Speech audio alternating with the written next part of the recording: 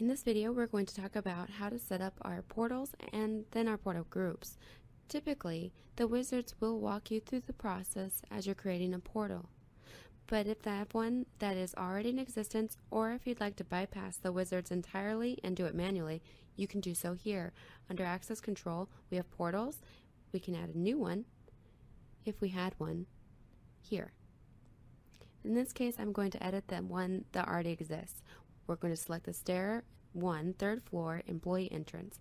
It already knows that the network knows that it's connected to this door, which is our micronode 141. All of the different hardware that makes up the entire door solution is a portal. In this case, we have to lock it with its various unlock and shut times and seconds extended times. These are usually ADA compliance and can be selected by individual when creating a new user. If there's a secondary output, other devices, etc., we can put it here. If the Rex is in motion mode, like a Rex motion detector, or if it's a request to exit manual switch, we can select that here as well. Next, we would select our card readers and our keypads that are associated with the door. If we have one here that's connected, that's already been labeled according to the door, and if there's a keypad associated with it, we can put it here. If you're working in a card in, card out type environment, you'd put your second reader here, and that would be the opposite side of the door. If you wanted to accept a card read while the door is currently open, you could do that here as well. For a double card presentation, you can select this box to enable it and then select a time spec for it as well. You can do this in several places for the double card presentation. You can do it in your access levels, or you can do it at the individual portal that you've created here as well.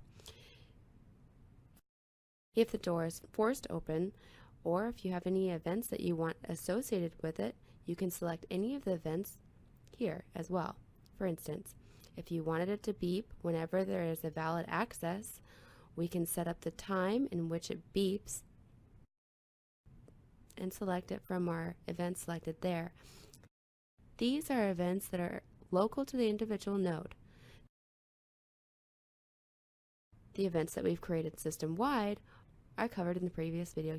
So, in the event that the door is forced open, we can select any of the events that we've selected. If the door is open, what to do in the event of an invalid swipe or valid swipe, and various other settings that are available here. You can also choose to enable or disable any of these by selecting the checkbox right below it. Once you're finished making the changes, you can click Save, and that'll save any changes that you've made to that portal. Next, what we'll do is I will cancel out of this. We will select our portal groups, similar to how we select other groups or other devices in our system. We can click Add to create a new one, give it a new name, description, any unlock time spec, or if we want to collect a first in unlock rule, we can set that here as well.